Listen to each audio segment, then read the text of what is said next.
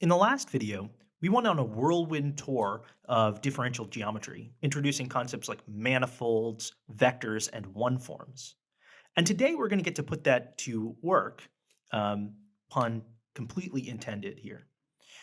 The reason that we're going to be able to use that is because these one-forms allow us to talk about heat and work done in thermodynamic processes. And we're going to need a little bit more formalism to get to that. So let's jump right into it.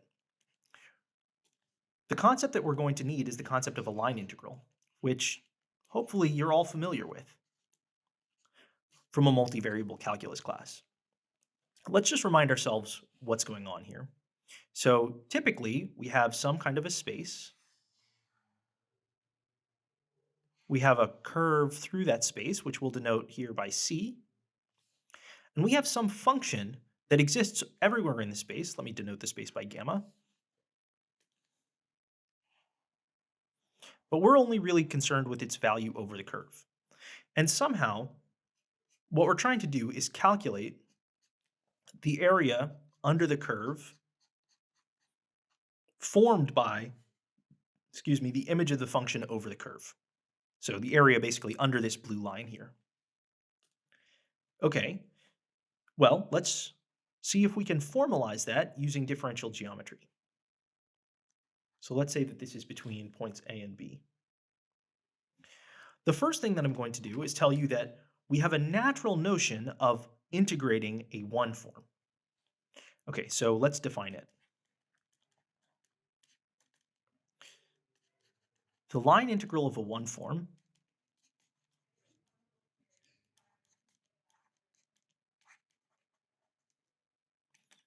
is denoted by, well, it's basically the same notation that we've used before, except in the integrand, we're going to put omega. So this is of the one form omega. Good. Now, how do we evaluate this? I'm going to write something and then we'll have to investigate it. So it's going to be the integral from a to b of omega of curly x sub c of c of t dt. Okay, there's a lot going on here, but let's just try to unpack it. Since omega is acting on this x object, we know that this is some kind of a vector. Furthermore, or maybe I should say a vector field. And the reason I should say a vector field is because it's evaluated at c of t. So I guess once it's evaluated, it's a vector. And then we could say that x sub c is a vector field. But what is this vector field? Well, if you kind of use your intuition about line integrals that you've gotten from a calculus class, you can see that x of c should be the tangent vector. Let me back up. You can see that x sub c at c of t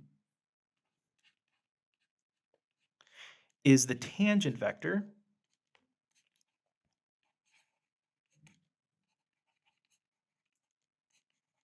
to c at c of t. Good. Okay, so we could go about trying to find that, in coordinates. So in particular, it should be expressible in some coordinate basis. But let's carry on a little bit and see what we can unpack. So the first thing that I want to do is show Stokes' theorem.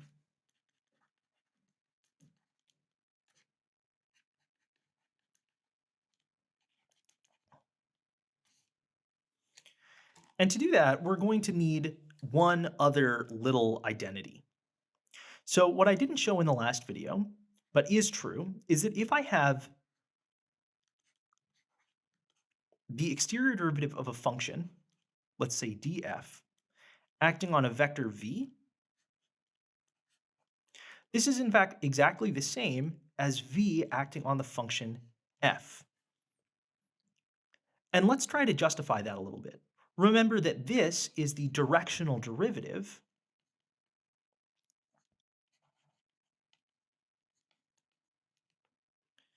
on F in direction V. Meanwhile, this is the gradient of F.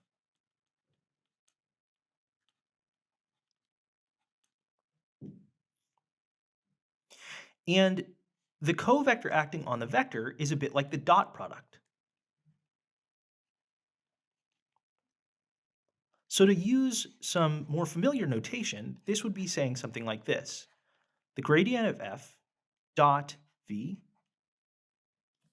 is equal to del dot V of F. Oops, V dot del of F.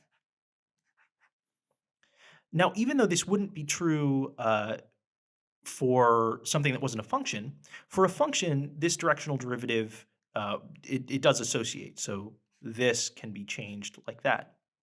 And so this does work. Good. Now, with that identity in hand, we can prove Stokes' theorem. So what we want to do here is take the line integral of a one form like this, that one that is the exterior derivative of a function. And before we get too much further, I should introduce a name for this type of one form. A one form which is the exterior derivative of a function is called exact. Okay. So we know that this is exactly equal to df acting on the tangent vector,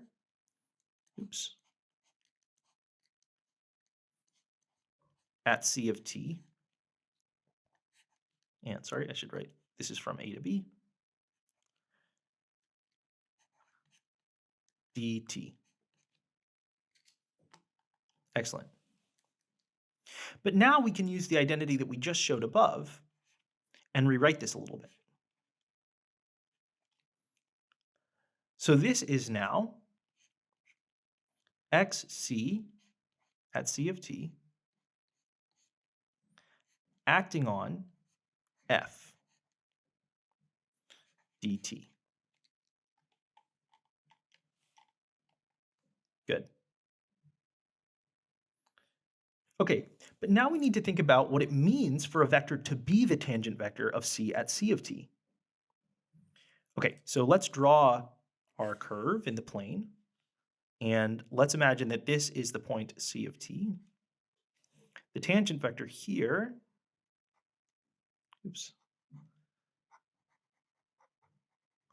this is going to be our x sub c at C of t.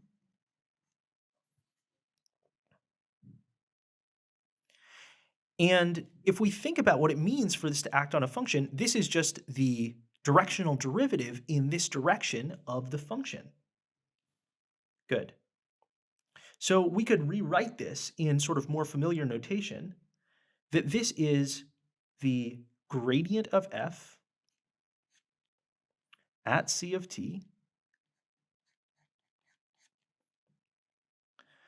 dot C prime of t, where this becomes a function because it's we've taken the time derivative. Well, I should say, sorry, let me back up. C of t really is a map into, in this case, a vector space, since we're embedding this in R2. And so we can express it as a function like this. But if we look at this, this looks exactly like g prime of t, where g is equal to the composition of functions, f of c. Right, so c goes from our t single coordinate, single time parameter, let's say, to R2, and then f takes in R2 and spits out a number. So g is just a function from one variable to one variable, and we just have a simple first derivative here. But if we're taking the integral of a first derivative, then that means our line integral of df is just equal to g evaluated at b minus g evaluated at A. Okay, well, we're almost there. So what is g evaluated at B? We can use the fact that it's a composition of functions just like this to say that it's, f at C of B minus f at C of A. And this is exactly the familiar Stokes's theorem that we would get for the gradient.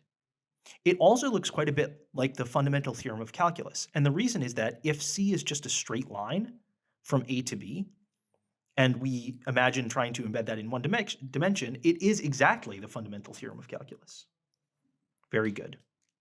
Now, there's a very important corollary of this statement, which is what happens if C of B is equal to C of A? Then we get f of some point minus f of the same point, which is 0. So we get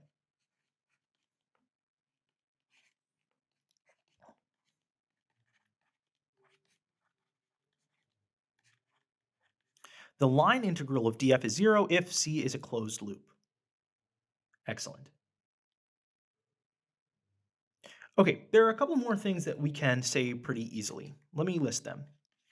The first is, let's imagine taking a line integral of dAI for a curve C, which is fixed, which has fixed AI coordinate. Then this is going to be 0.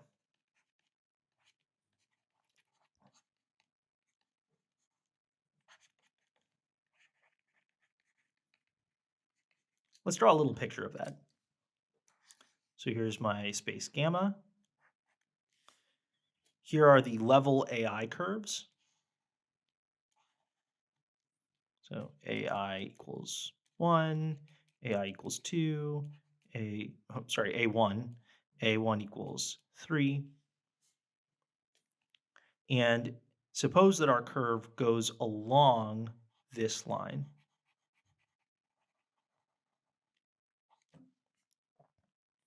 Then the line integral of A1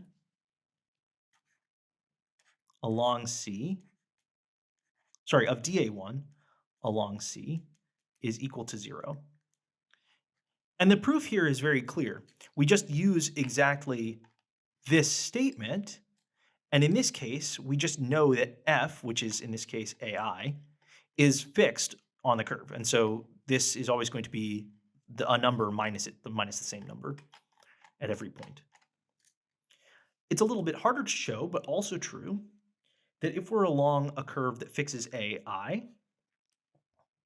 then any function times dAI is equal to 0. I won't prove that here, but you can use the machinery that we've already shown to prove it. All right.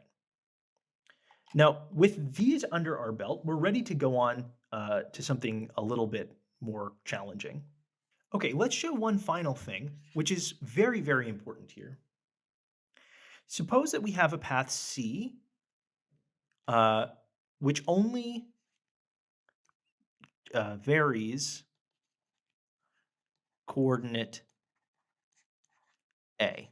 So in some coordinate system, let's say A, B, C, etc., C only changes A.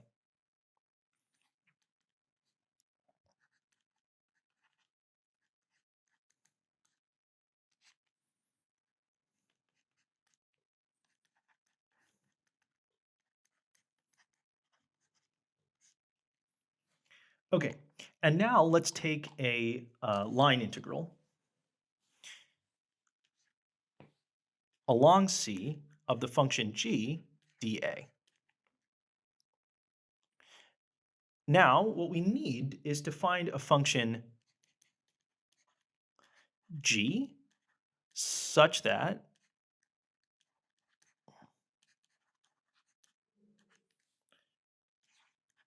the partial of g with respect to a, fixing b, c, etc., is equal to little g.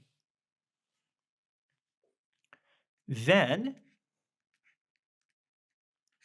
this is equal to GA final minus g a initial. Okay, now how would we prove that exactly? It's actually not too bad in this case. Just consider, so let me say proof.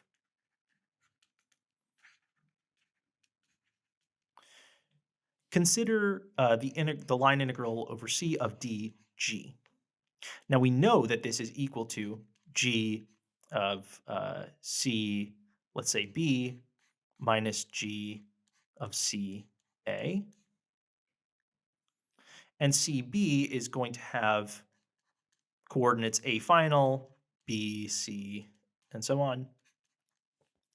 And this one is going to have coordinates a initial, b, c, and so on. Good. Now let's consider the left-hand side. dg, well, we can use our formula, is the partial with respect to a of g, with fixed b, c, and so on, times dA, plus all of the other partials. So let me just write one, and then we'll assume the rest.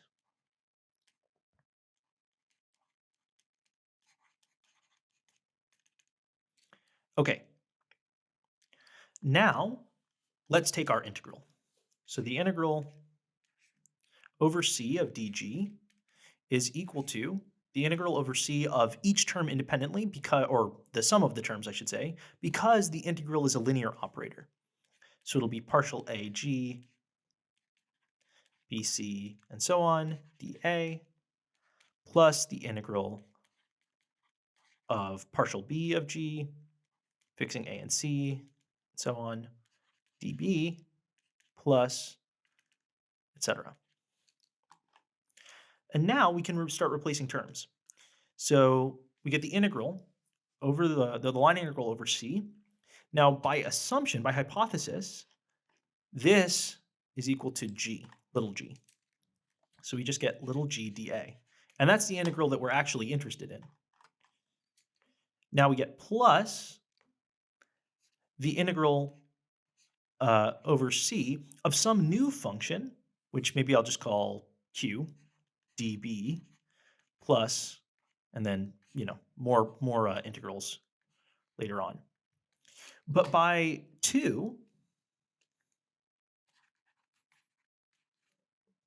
statement 2, this is 0, as are all of the later terms. In other words, the integral over c of dg is just equal to the integral over c of gdA. And this is extremely nice because this integral on the right-hand side basically turns into a regular 1D integral.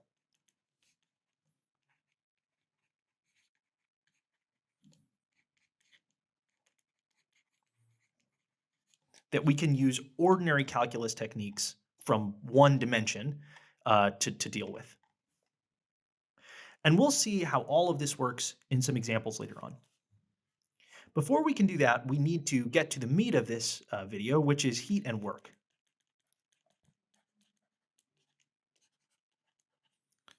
Way, way, way back at the beginning of this course, I asked a question about what type of thing heat is.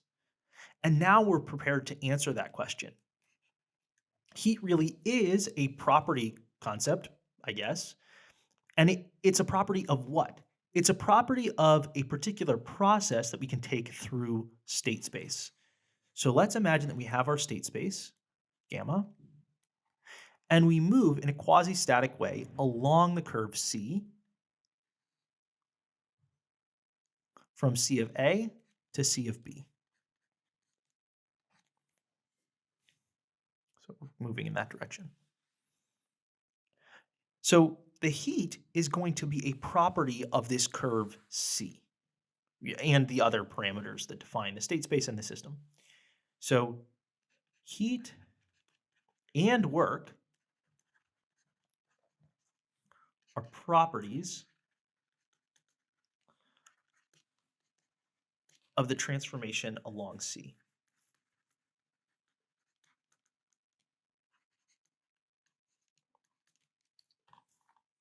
Good. So we can talk about the heat that goes into a system and the work that we do on a system. Let's bring back the first law in infinitesimal form that we looked at in the last lecture. U is equal to TdS minus PdV plus mu dN. Again, this is for a gas system, but we also wrote down what this would be in general for a system with known internal energy work coordinates. And now let's take a line integral of both sides along a curve C.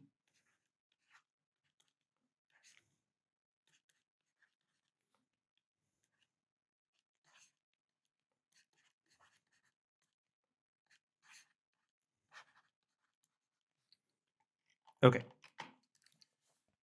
Now, on this side, we have an exact one form, and we know how to deal with exact one forms. This just becomes the change in U between the final point and the initial point. So I could say U of C of B minus U of C of A. On this side, we get different terms, and these are inexact one forms, each of them is. So we can't write down that this is the change in some quantity on the state space. Instead, it's just a property of this curve. It's just some line integral. But we can give them names. This we call the heat, Q. This, including the minus sign, would be the mechanical work, or the V work. Oops, plus, there we go. And then this would be the N work.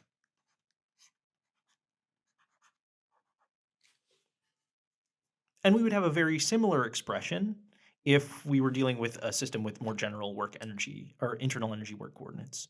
So here's the heat, V work, N work. This also makes sense given that I called these one forms, infinitesimal heat form, infinitesimal work form, and infinitesimal work form again.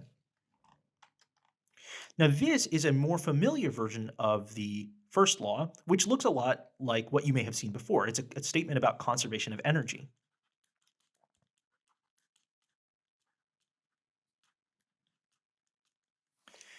And what it says really is that if we do this process along the curve C, then the internal energy of the system can change.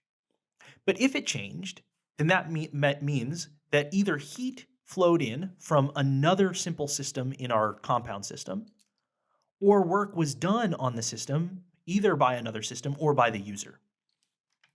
Good. And this is basically all we need in order to do many, many problems in thermodynamics. Okay, let's try one of those problems.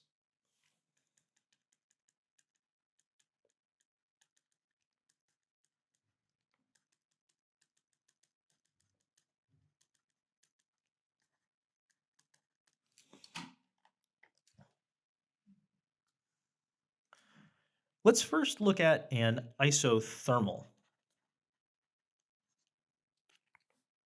curve. And we'll find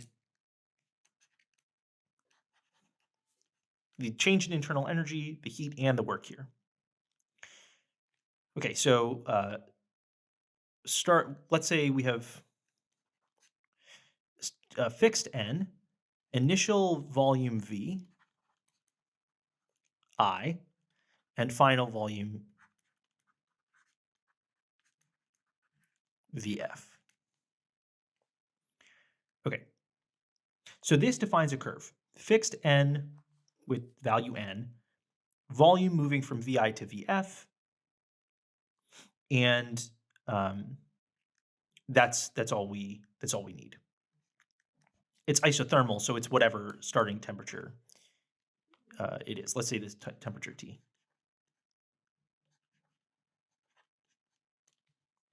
Good. Okay, so the change in internal energy is the integral along C of du.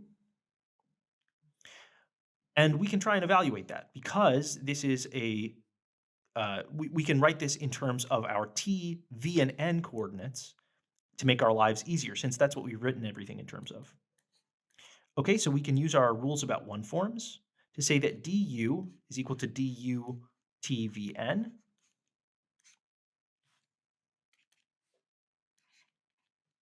Now notice that u is 3 halves n kbt. So it doesn't depend on v. It only depends on n and t in this coordinate system. So we get 3 halves n kb dt plus 3 halves kbt dn. Next, notice that n is not changing. So by rule 2 above, this goes to 0, the second term.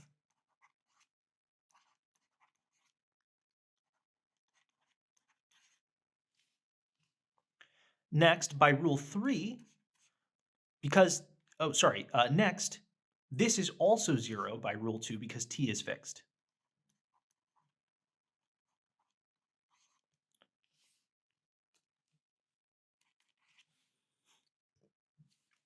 Now, we didn't really need a line integral to do this one, since we know that u is equal to 3 halves n kbt, and neither t nor n is changing. But I thought it was a nice illustrative example. Next, let's figure out q.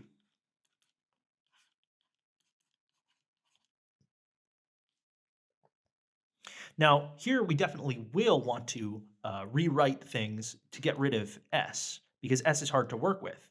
So we'll write s in terms of tvn.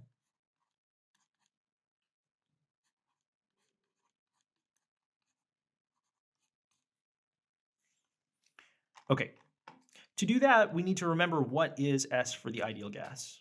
First, let me give us a little bit more space.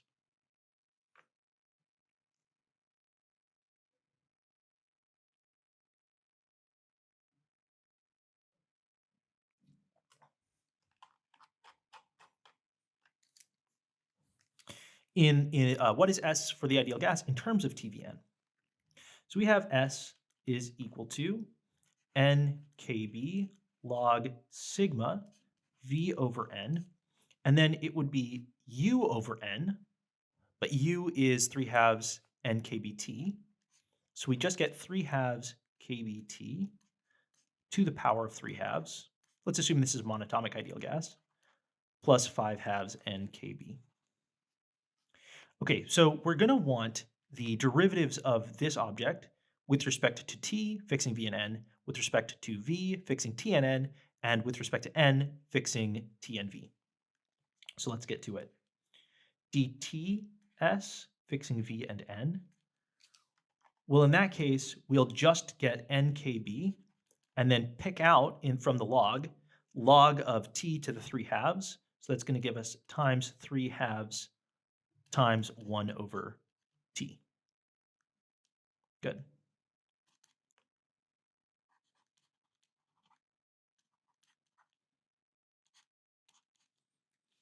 Okay.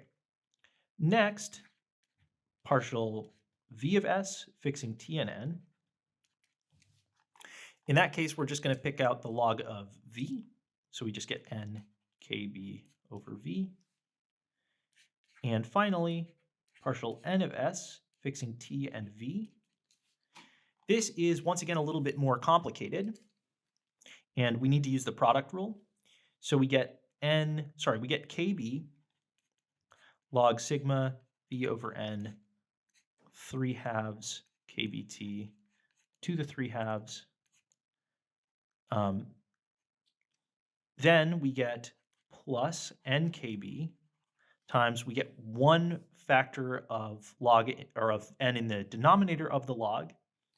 So this actually becomes a minus nkb, and then the derivative of log of n, which is 1 over n, so just minus kb, then plus 5 halves kb. Good. So cleaning this up a little bit, we get kb log sigma v over n 3 halves kbt to the power of 3 halves plus 3 halves kb. Okay. And now with that, we're ready to go and rewrite this So let's do it.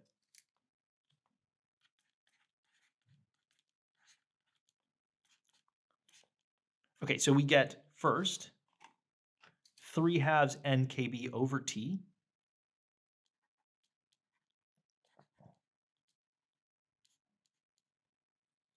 times dt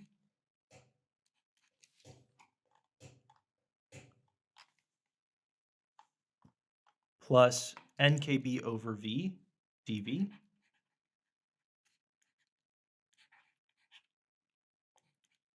plus all of this stuff, which I'm just going to write as partial n of s tv dn.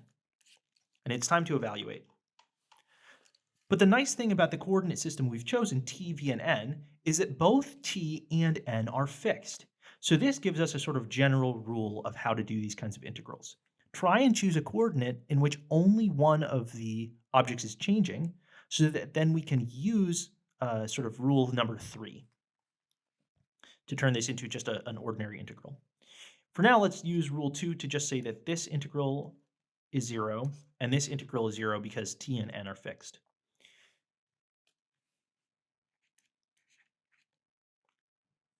So what we get is that this integral is nkb, since n and kb are constant,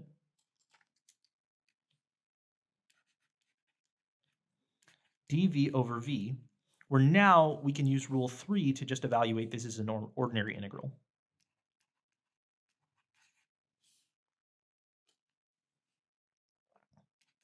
Okay, so that's nkb log of v evaluated at vf minus vi.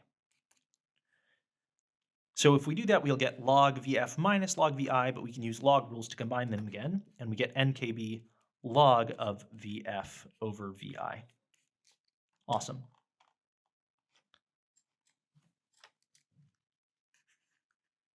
Okay. Now finally, let's check the work. So again, this is going to be minus the integral of p dv, and we're going to want to rewrite things in the tvn coordinate system. So in this case, the one form part, or actually maybe I should say the basis vector covector part of this is already written in the tvn coordinate system, so we're good there.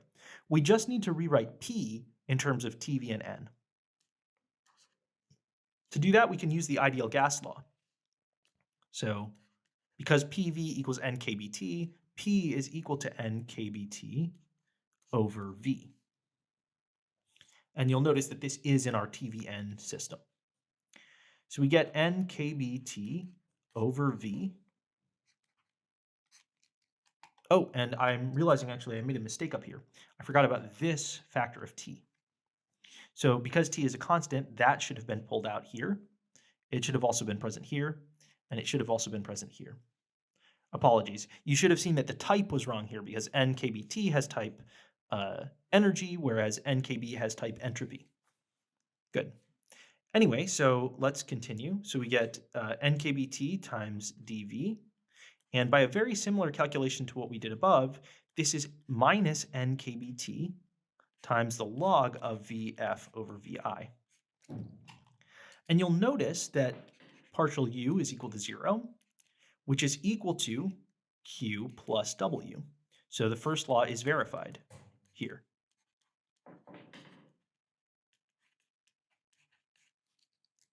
Good. Let's do one more example.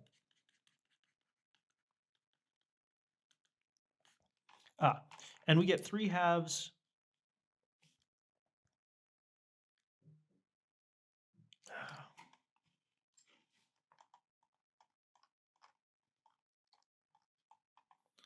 I'll do it from the beginning of isochoric.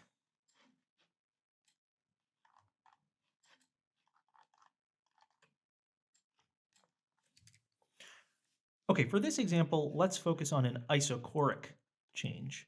That's equal volume.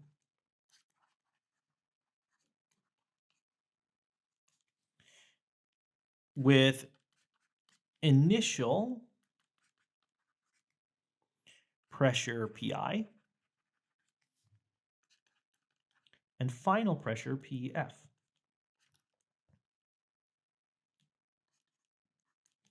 Again, we'll consider fixed particle number. Okay, so for delta U, well, in this case, we're going to get that delta U is equal to the integral over C of du. We'll rewrite du in terms of the coordinate system P, V, and N. The reason being that P is changing, and we have the initial and final values of P, whereas V and N are fixed. Okay, so we can do that by noting that U is equal to 3/2 N kBT, but then by the ideal gas law, that's 3/2 P times V. We then can use that D acting on 3/2 PV is equal to 3/2 because D is linear. And then we can use the product rule to say that this is V dP plus P dV. Good. So we get 3/2 times the integral over C of V dP plus the integral over C of P dV. But now by rule 2, since V is constant, this is 0.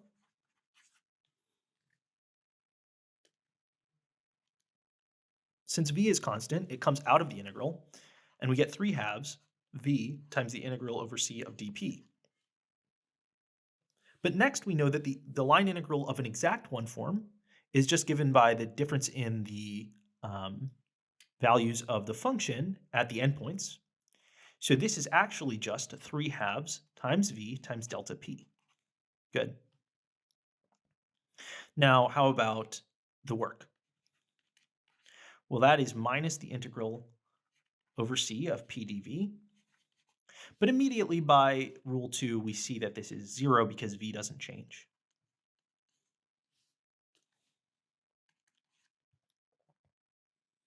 Okay, and then for Q, we get that this is equal to the integral over C of TdS. We need to rewrite S in terms of the PVN coordinate system, but let's make our lives a little bit easier by just writing the partials that we need.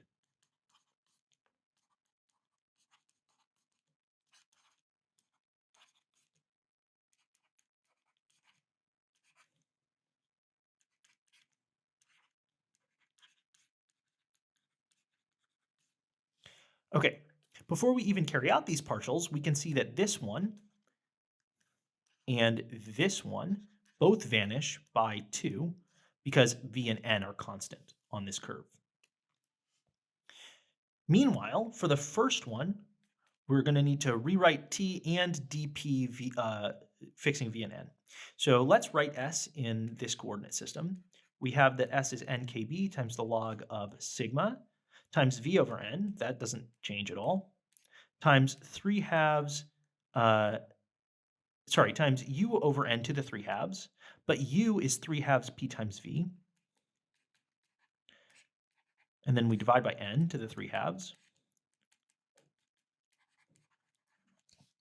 And we don't need to reduce this at all because P only appears in one place. It appears right here, and it's raised to the power of 3/2.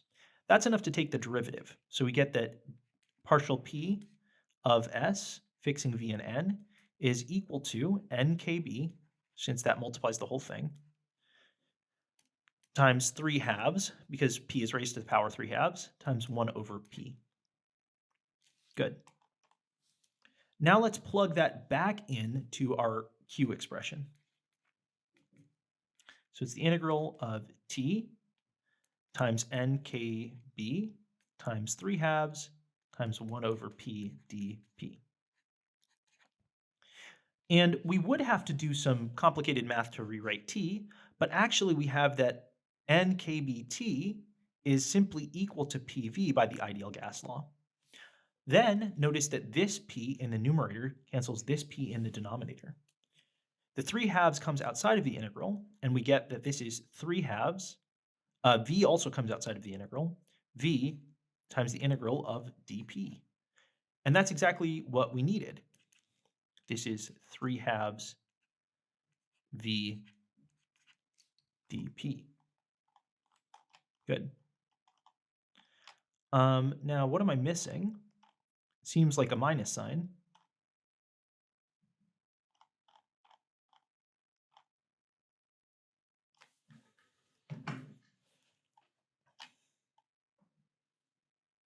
Oh, back up. There's no minus sign missing. Okay, so now does this validate the first law? You'll see that it does. So delta U is equal to 3 halves V delta P, which is equal to Q plus W because W is 0. Good. So that concludes the examples. I do want to point out that in each of these examples, I worked out delta U, Q, and W each independently using line integration. But I could have worked out two of them and then used the first law to find the third quantity. And that will be a very important strategy as you work through these problems. I'll make a supplemental video in which I work through some more examples, but other than that, I think we're all done with what I wanted to say about line integration. Until next time, thanks so much for watching.